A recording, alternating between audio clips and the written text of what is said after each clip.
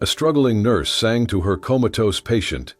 Every night, she didn't know he was a billionaire who could hear everything. The fluorescent lights hummed faintly above, casting a sterile glow over the dim ICU room. It was nearly midnight.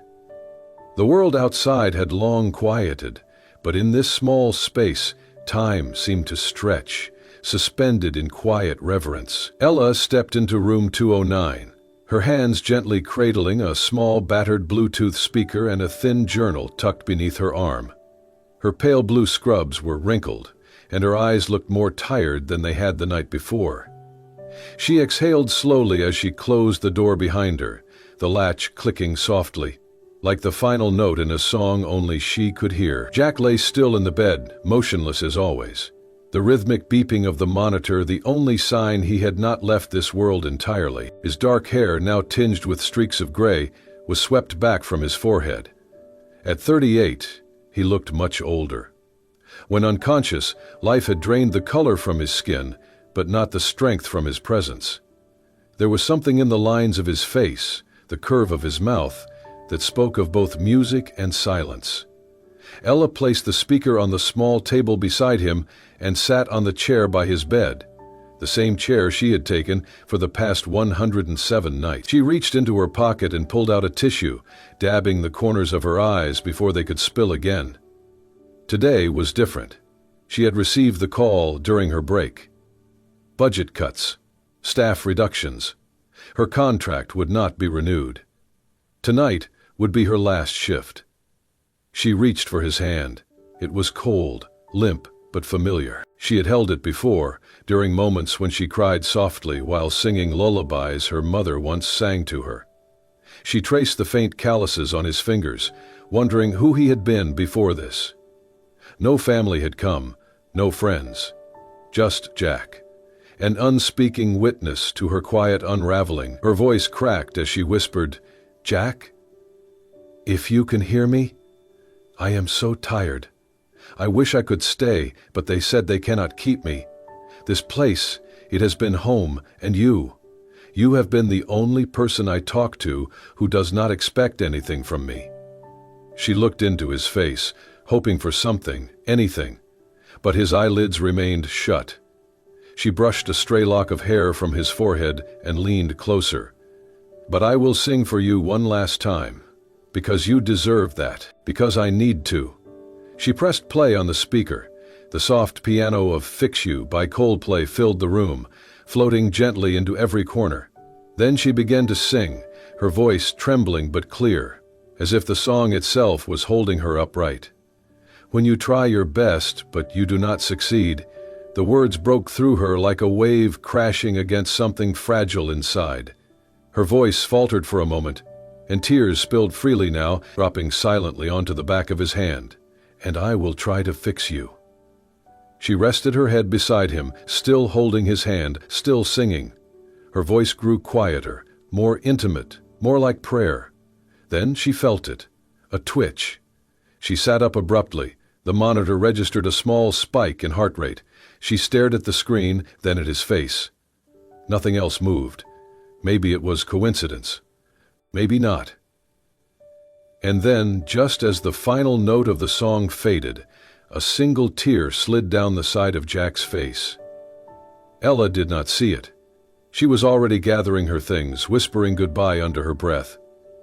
"Sleep well, Jack. Thank you for listening."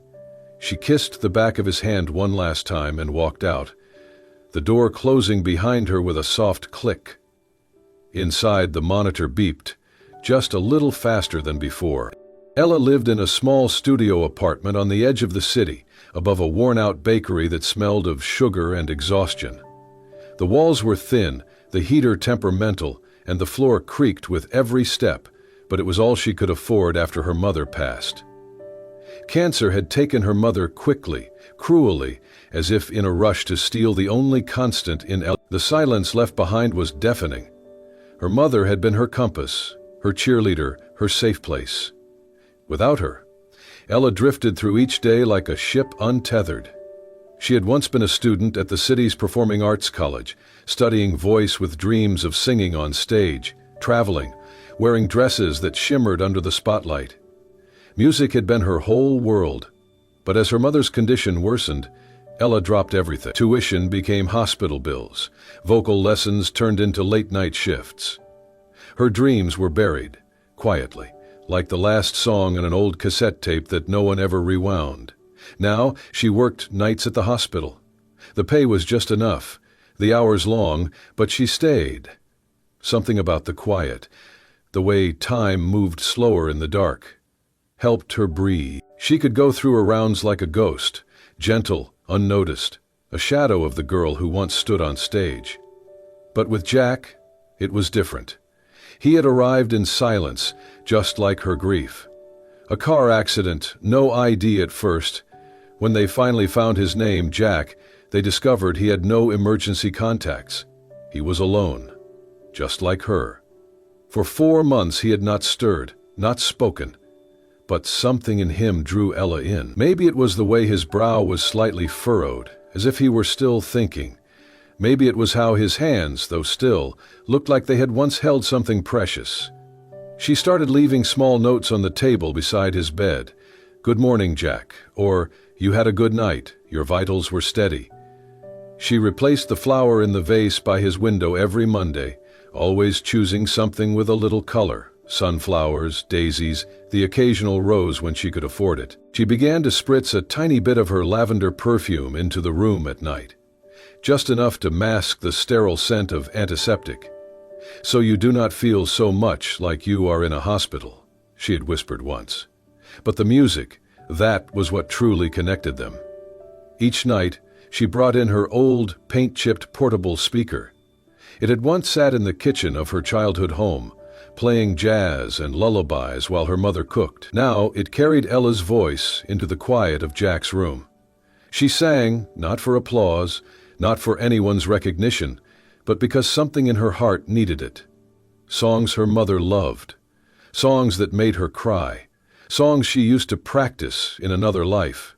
And when she sang to Jack, it felt less like an echo of the past and more like a bridge, something that connected the part of her that had been silenced with a future she did not yet understand. Sometimes she talked to him too, told him about the rude visitor in room 24, or the old man in 315 who kept flirting with the nurses. She told him about the moon that night, or how her shoes hurt, or how she missed her mom. She knew he could not answer, but the rhythm of speaking out loud, the pretend conversation, it kept her sane. And yet deep down, she had the strangest feeling Jack was listening. Once, after a particularly rough day, she sat beside him, hands trembling. Her voice broke as she sang, but she kept going. She closed her eyes, holding the last note just a little longer than usual, and when she opened them, she thought she saw his fingers twitch. She shook her head, blamed the flickering lights. Still, from that night on, she sang as if he were her only audience, because maybe he was. The other nurses teased her gently about her nightly ritual. "The sleeping prince is your favorite, huh?" one would say with a wink. Ella just smiled and nodded. If only they knew. It was not about favorites. It was about survival. She had lost her mother, lost her voice.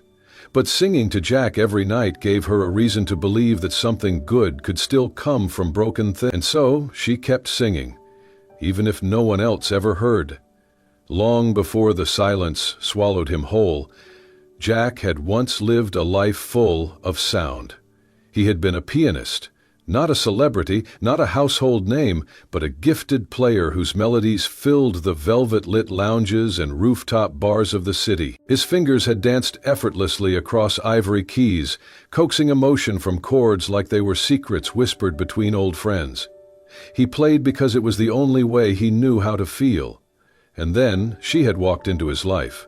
Her name was Lila, a music teacher with wild curls and a laugh that melted winter. She had loved Bach and burned pancakes every Sunday. They met at a jazz night, fell in love like music, unexpectedly, beautifully, then all at once. For a while, life was measured in soft mornings and shared harmonies. He proposed on stage, slipping a ring onto her finger in the middle of a Gershwin encore.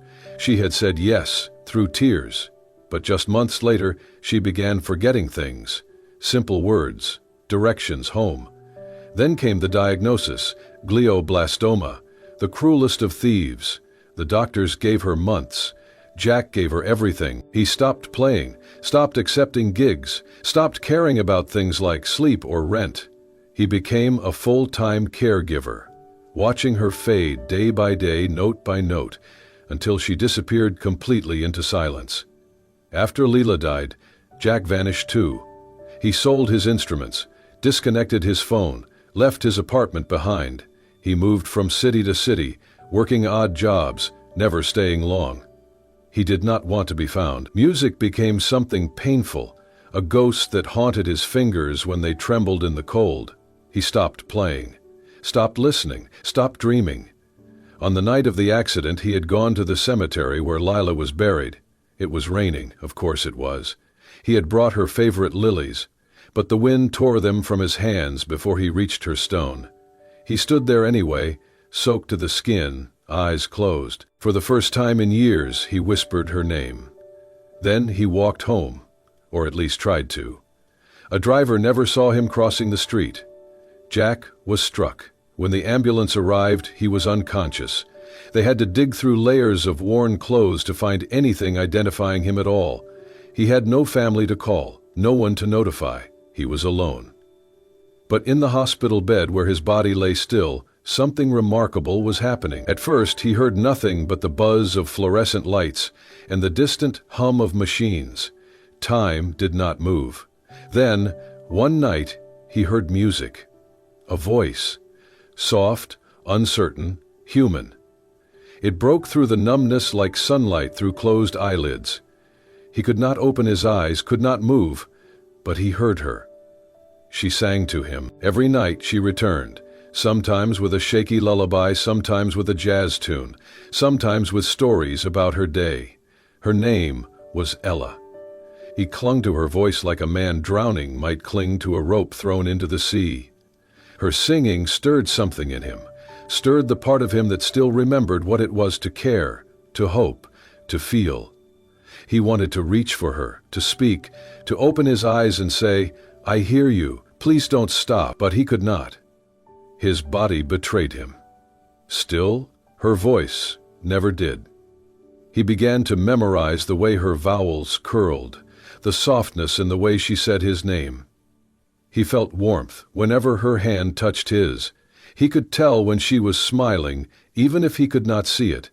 And when she cried, he felt like something inside him cracked open. "I do not see the light," he thought once in the deep fog of sleep, "but I hear the angel." He did not know if he would ever wake up, or if this was purgatory, a place where souls floated between remembering and letting go. But as long as she kept singing, he wanted to stay, because in her voice he found the only music he had known since Lila. And this time, it did not hurt.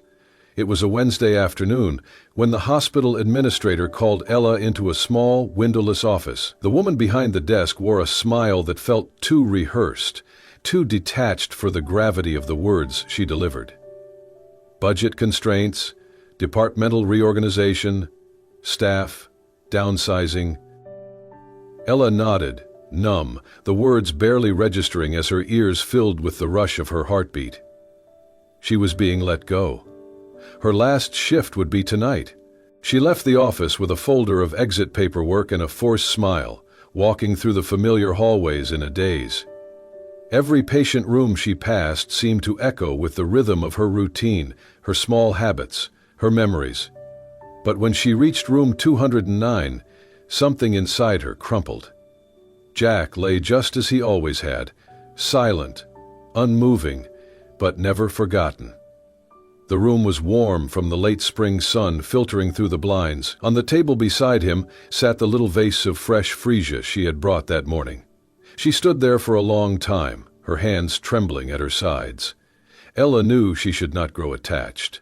Nurses were trained to maintain boundaries, but Jack had become more than a patient. He was her confidant, her audience, the one steady presence in a life that felt like it had been unraveling since her mother died, and now even that was being taken from her. She took a deep breath, walked over, and sat beside him one last time. She pulled a small folded note from her pocket and stared at it for a moment before sliding it gently under the edge of his pillow. "Thank you for listening to me," it read. "I don't know if you'll ever wake up, but I want to believe that somewhere inside you knew you weren't alone. I hope, even just a little, you felt loved." Her fingers hovered above his forehead, hesitant. Then, slowly, she leaned in and pressed a kiss there, soft, brief, reverent. It was the first time she had touched him that way, the first and last. She sat back, opened her old speaker, and pressed play. Tonight's song was not from her usual playlist. She chose it carefully. A Case of You by Joni Mitchell, the kind of song that felt like an embrace. She sang softly, almost whispering the words. Her voice wavered but did not break, and when the last note faded, she closed her eyes, committing everything to memory. The faint antiseptic scent in the air, the distant hum of monitors, the warmth of sunlight on the back of her neck. "I hope you'll forgive me for leaving," she whispered. "You deserved more than silence." With one last glance, Ella stood, gently adjusted the blanket over him, and walked out of room 209 without looking back. Seconds after the door clicked shut, the heart monitor beside Jack let out a sudden, clear spike. Beep, then another. Beep. Jack's fingers twitched. His eyelids fluttered almost imperceptibly. Inside his mind, a soundless shiver passed through him, like the echo of her voice had cracked something open. He could still feel the warmth of her lips on his forehead.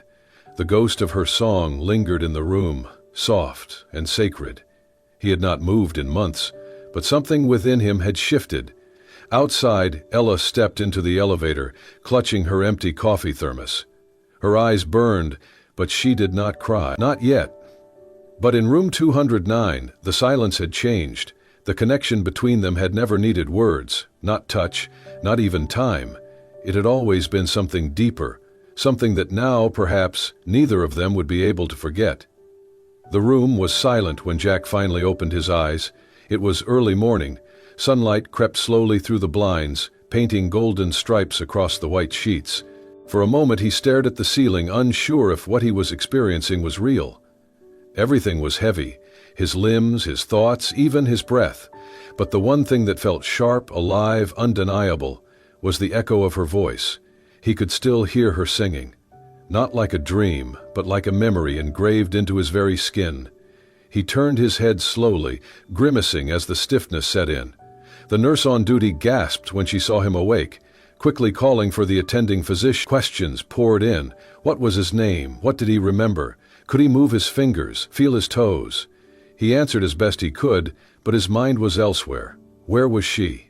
That night, after the initial medical storm settled and the machines beeped quietly in steady rhythm, Jack asked the night nurse, the one with the warm eyes, if the nurse who used to sing to me still worked there. She tilted her head. "You mean Ella?" His chest tightened at the name. He nodded. The nurse smiled softly. "She was here every night for months. They had to let her go, budget cuts. It broke her heart to leave. I think she really cared about you." He swallowed, hard. "Do you know where she went?" "I don't. Sorry." She hesitated, then added, "But she used to hum that Joni Mitchell song all the time. Beautiful voice, the kind that stays with you." Jack asked for discharge paperwork the next day. The doctors protested. It was too soon, they said. But Jack insisted. He had no family to keep him there, and the only reason he had come back from the darkness was gone. 2 days later, wearing borrowed clothes and walking with a cane, he stepped out into the city like a man returned from the dead. He started with her name, Ella Grace. It took some digging, but through a combination of patient notes and a surprisingly helpful receptionist, he learned she had once uploaded music under the handle E. Grace Voice on SoundCloud. When he found the account, there were only 3 tracks, all recorded years ago. One of them, the first one, was the same song she had sung on the night he heard her cry for the first time, the same voice that had pulled him from the abyss. He closed his eyes and listened to it on repeat for nearly an hour, sitting on a park bench, letting her voice wrap around him again like a blanket. Then he followed the digital breadcrumbs. The profile listed an email address.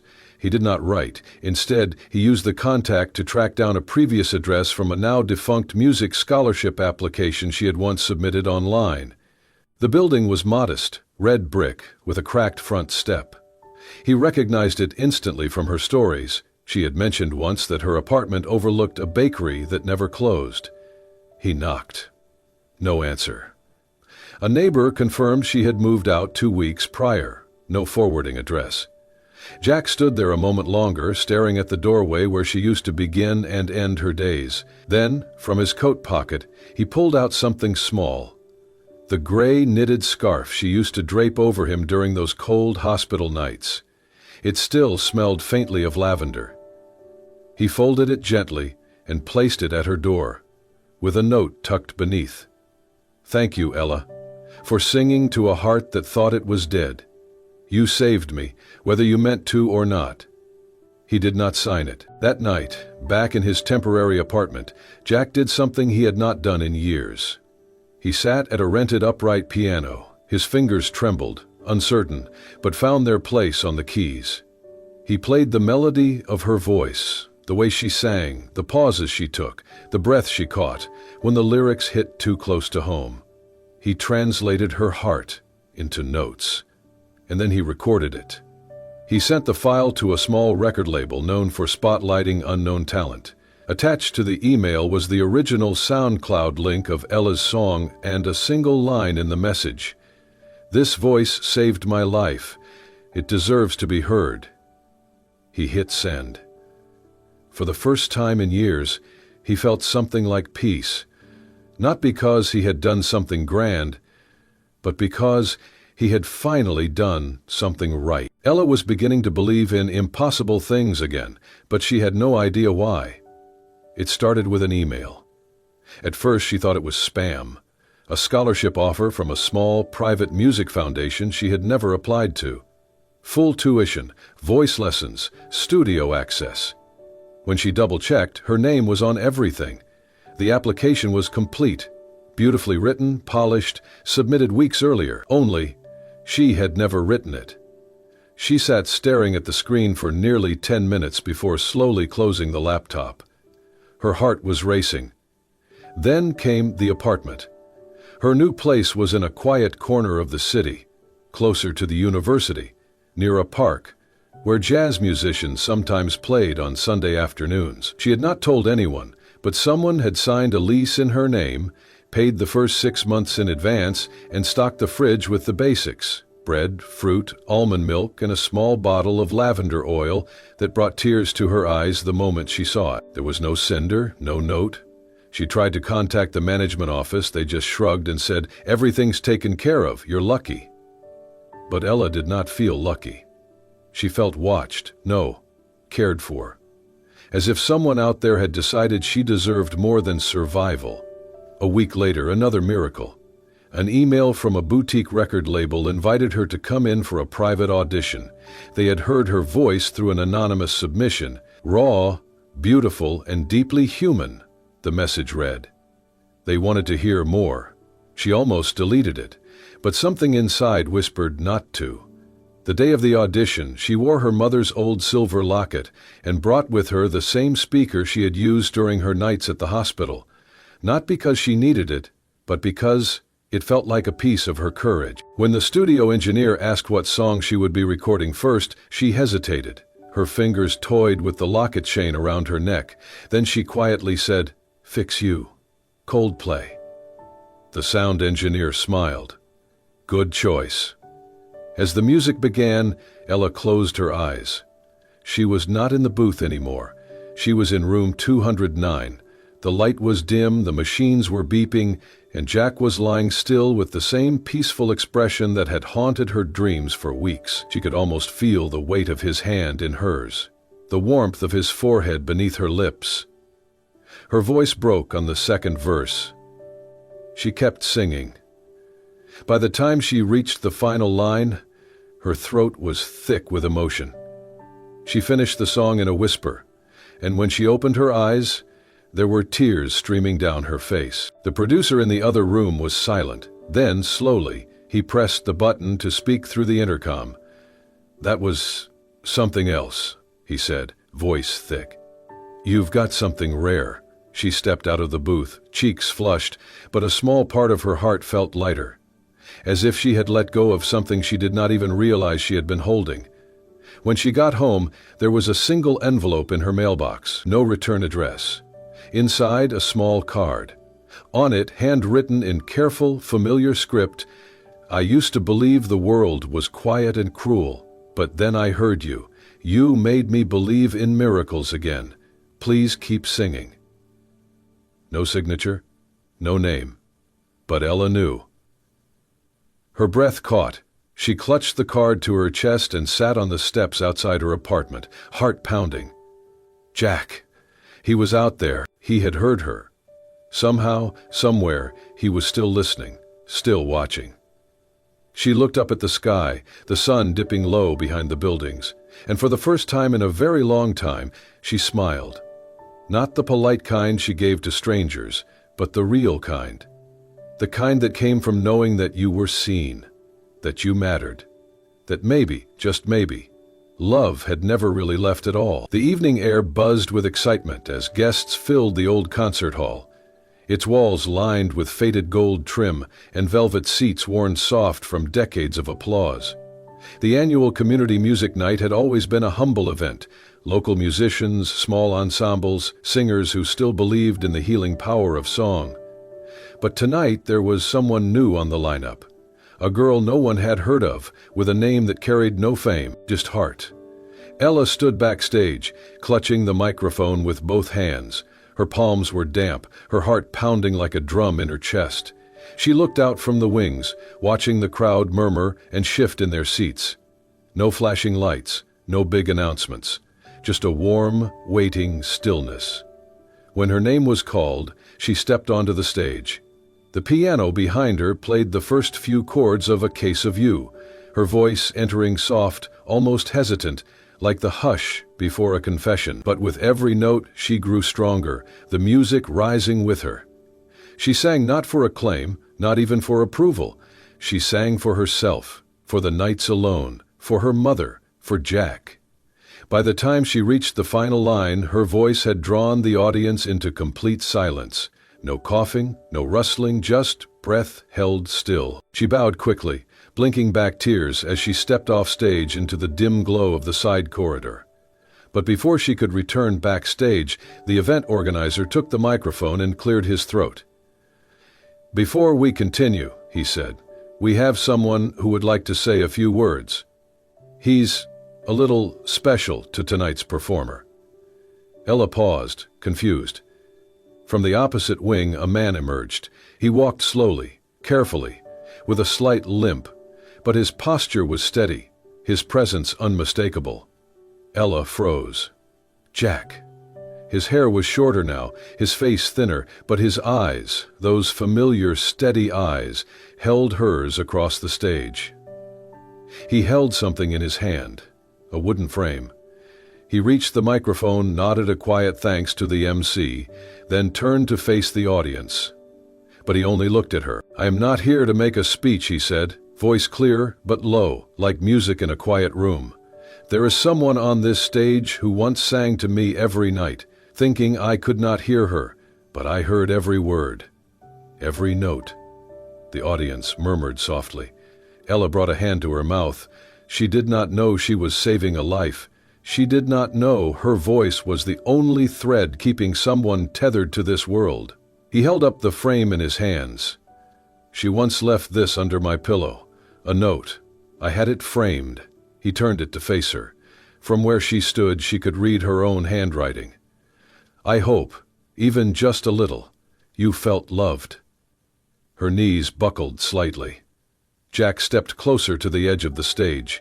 His eyes didn't waver. "If you ever sing for the world, Ella," he said, "please let at least one song be for me."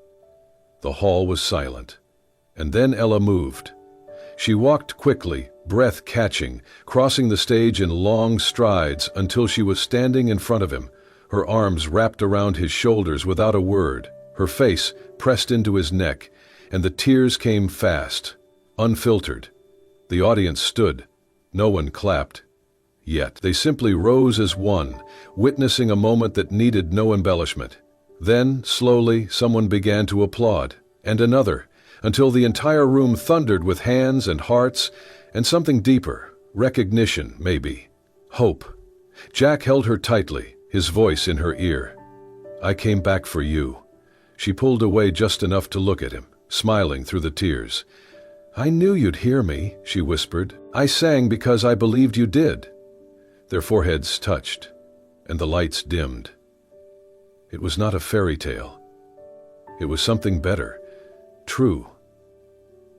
1 year later, the world looked different. Ella and Jack shared a quiet life in a sunlit apartment above a small bookstore. The windows overlooked a park, and every morning Ella would open them wide to let the sound of birdsong and laughter drift in. Jack had converted the spare room into a modest music studio, where he gave free lessons to children on the autism spectrum, kids who struggled to speak but understood rhythm and melody like a second language. Ella, meanwhile, had found her voice again. Not just the voice that sang on stage, but the one that dreamed without fear. With Jack's encouragement, she recorded her first album. She named it For the One Who Listened. It was not just for Jack. It was for her mother. For anyone who had ever sung into silence and hoped someone was on the other side. The night of her album's launch concert, the theater was filled with more people than she had ever imagined. Strangers, students, friends from the hospital, even nurses who had once teased her gently for singing to a comatose man. Now they knew the truth. That voice had not just filled a room, it had stitched a soul back together. Jack stood behind the grand piano, his fingers poised above the keys as the lights dimmed and the hush fell. Ella stepped onto the stage in a simple, pale blue dress. She glanced at him. He nodded. The opening notes of Fix You began, slower and softer than the original, intimate, reverent. Her voice entered like breath, full of memory and meaning. She sang not just with her voice, but with everything she had lived through. The lonely nights, the whispered prayers, the goodbye that had never truly been one. By the time she reached the final verse, her voice wavered. Jack's playing swelled behind her, lifting her. They ended the song in perfect harmony. Her last note held in the air like a promise. The crowd erupted in applause. Ella turned to Jack, smiling through tears, but instead of standing up to bow, he reached down behind the piano and pulled something small from a velvet pouch. A ring. The room quieted as Jack stood, walked to center stage, and turned to face her fully. He took the microphone from its stand. His voice was steady, but his eyes were shining. "I once lay in a hospital bed, completely still, believing I was already dead," he began. The world had gone dark, and then someone sang. Ella's breath caught. She did not know I could hear her. She did not know she was keeping me alive, but her voice, it reached me, it pulled me back, and over time her voice became the only thing I wanted to wake up for. The room was silent again. He took a breath. "Tonight, I want to do more than say thank you. I want to sing beside you for the rest of my life. I want to grow old listening to your stories, your laughter, your songs. So, I ask," he knelt, "will you marry me?" Ella's hands flew to her mouth. Her heart thudded loud in her ears. The entire theater seemed to disappear until there was only Jack, on one knee, holding the ring with both hope and humility. Tears slid down her cheeks as she nodded. "Yes," she whispered, then louder, "Yes." The crowd rose to their feet in a wave of joy, applause thundering through the hall. Jack slipped the ring onto her finger and pulled her into an embrace, their foreheads touching as they laughed and cried in the same breath. It was not a perfect story. It had begun in silence, in pain, in loss, but it had been stitched together with music, with kindness, with the soft, stubborn belief that even broken things could find harmony again. And in that moment, Beneath the stage lights, surrounded by love, they knew this wasn't an ending. It was their second verse. And so, from the stillness of a hospital room to the warm lights of a concert stage, Jack and Ella's story became something greater than either of them could have imagined, a testament to the quiet power of kindness, the healing strength of music, and the unexpected ways love can find us, even in the darkest places. If this story touched your heart, inspired you, or reminded you of the beauty in small, selfless acts, we invite you to be part of more moments like this. Subscribe to Soul Stirring Stories, where every tale is crafted to heal, to move, and to remind us all that hope still sings, even when we least expect it. Thank you for watching. Until next time, take care of each other and never stop listening.